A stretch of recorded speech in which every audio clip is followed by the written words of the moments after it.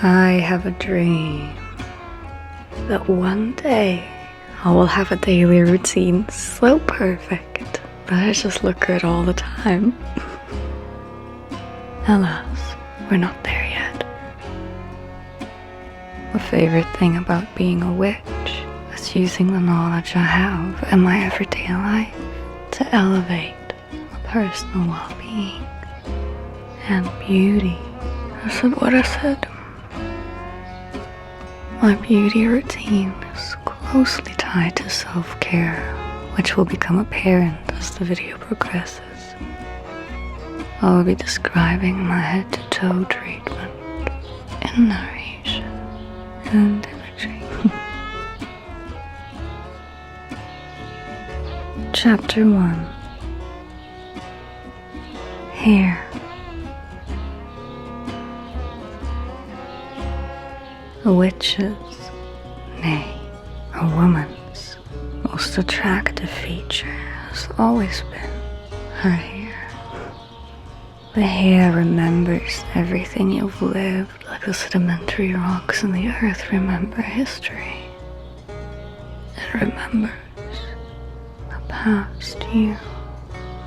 That's why cutting the hair has such a liberating and refreshing effect on our mind.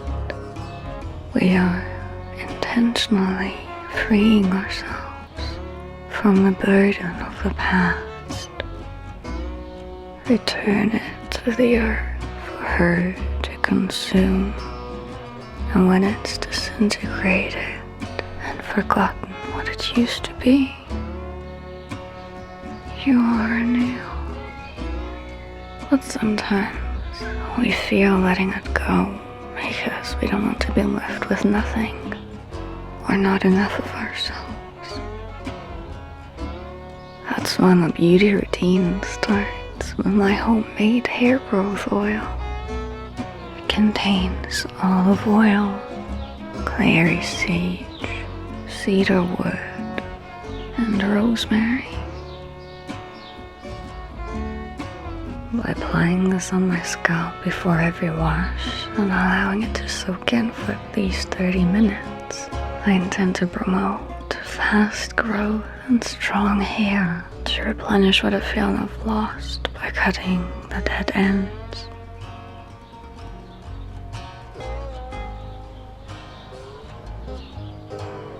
Chapter 2. Water.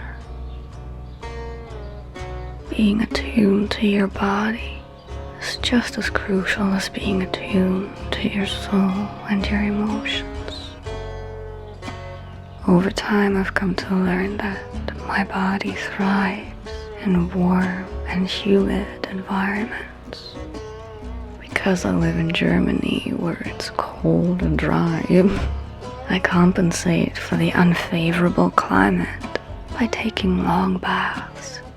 Yes, in my shower. No, it doesn't cover all of me. Yes, I needed that desperately.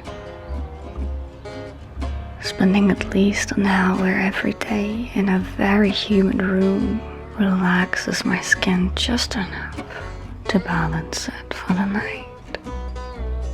If I were a plant, I'd be a fern. I basically need to be watered constantly inside and out. Because no matter how much water I put into my body in an unfavorable climate, I will still be dry and uncomfortable on the outside.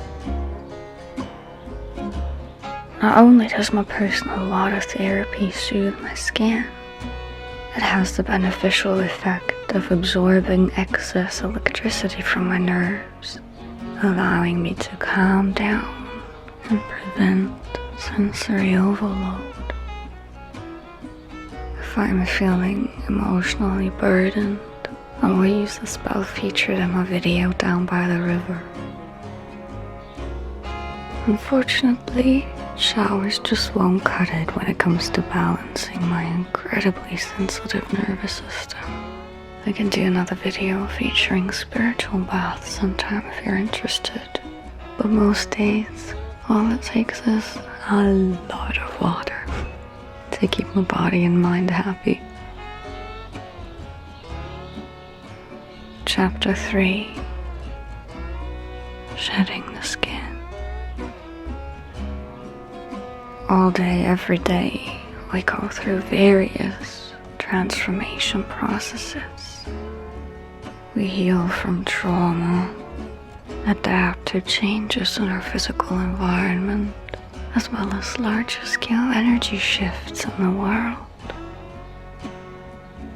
As above, so below, as within, so without. All these shifts and changes leave behind mental and emotional debris, dust, if you will, from parts that no longer fit and were discarded. Spiritually, we cleanse them with herbs and salt and smoke.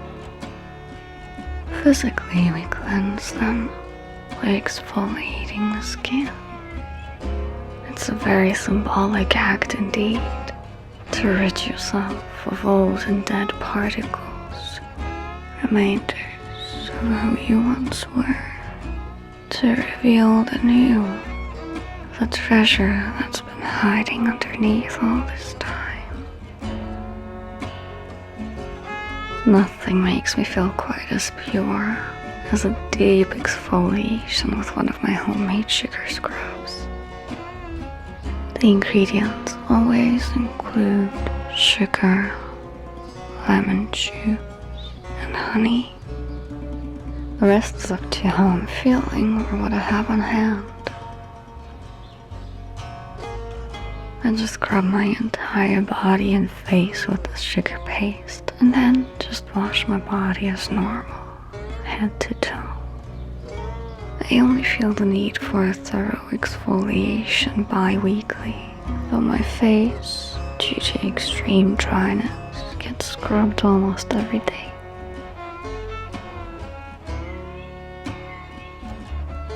Chapter 4. Feeding the skin. After stripping my skin of all dirt and debris, it's vital that I replenish it with nourishing ingredients to keep it soft and happy. And you are correct if you assume that I'm packing a punch of magic in the homemade products that I use.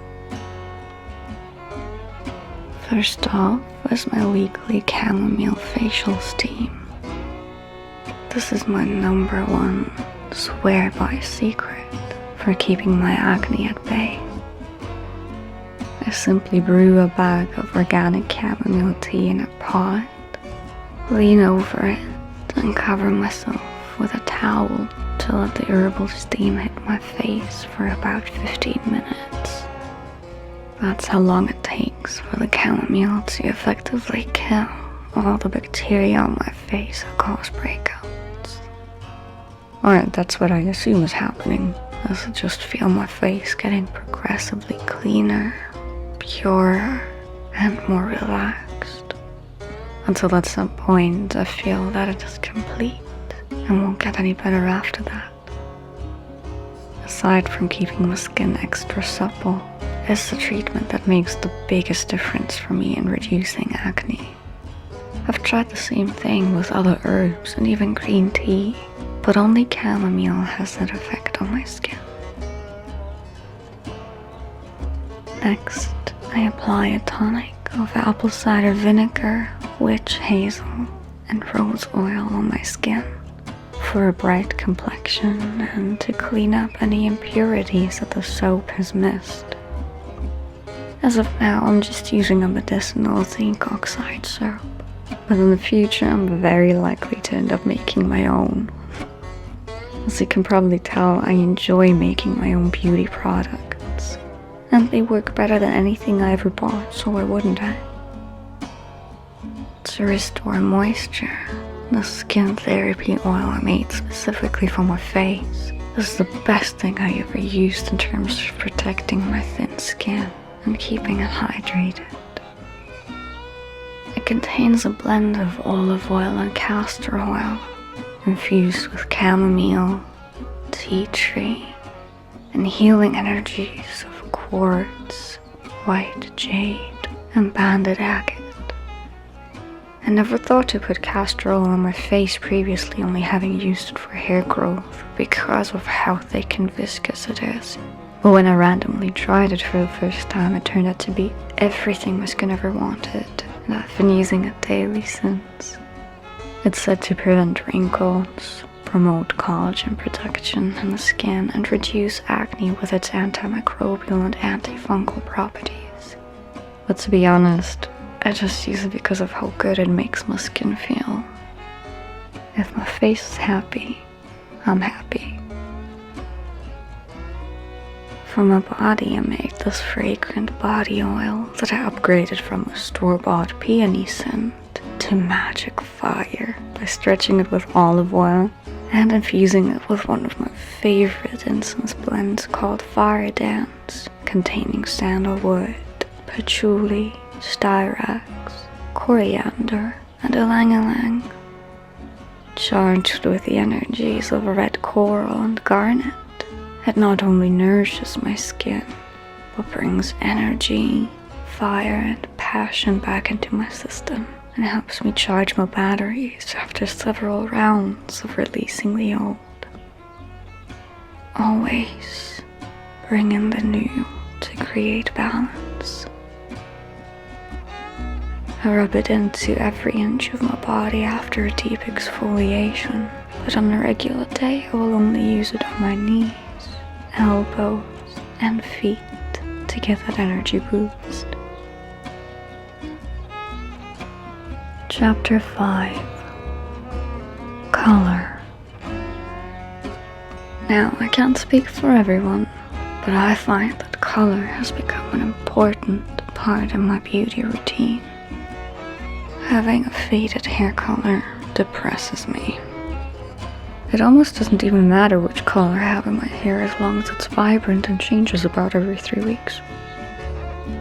Bringing color into my naturally ashy hair truly feels like bringing life back into my body.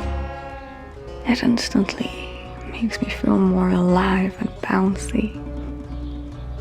Whether I do a full dye job about every 6 to 8 weeks or just touch up my hair color with conditioner, I have to keep it fresh or it's gonna drag me down until I dye it again. Color correspondence must not be underestimated. I still remember how annoying I was back when I dyed my hair pink. For now, I'm just touching up my coppery red color by mixing copper and red conditioner and wholeheartedly pretending that it'll give me an even color. Chapter 6. Refinement. Then when it's dry, I simply make a few adjustments to the shape of it. I like to keep my beauty routine as natural as possible, as I quite enjoy the wild and untamed aesthetic of my naturally wavy hair, but often it just doesn't fall quite right, especially on top. So I take my flat iron and just curl it on the roots to give it a more voluminous appearance. After that, I simply finish by saturating it in some magical oil that I made depending on the vibration I want to tune into that day. And that's when my beauty routine ends for me personally. If I want to be very fancy, I will fill in my eyebrows and maybe cover up my acne marks from my last flare-up. But this is becoming less and less relevant to me as I'm taking better care of my skin, against the popular opinions of professionals, exfoliating regularly and moisturizing as much as possible. After this treatment, I always feel like a freshly peeled egg. And from there, it's just about maintenance. Now you know my magical beauty secrets. Use them wisely.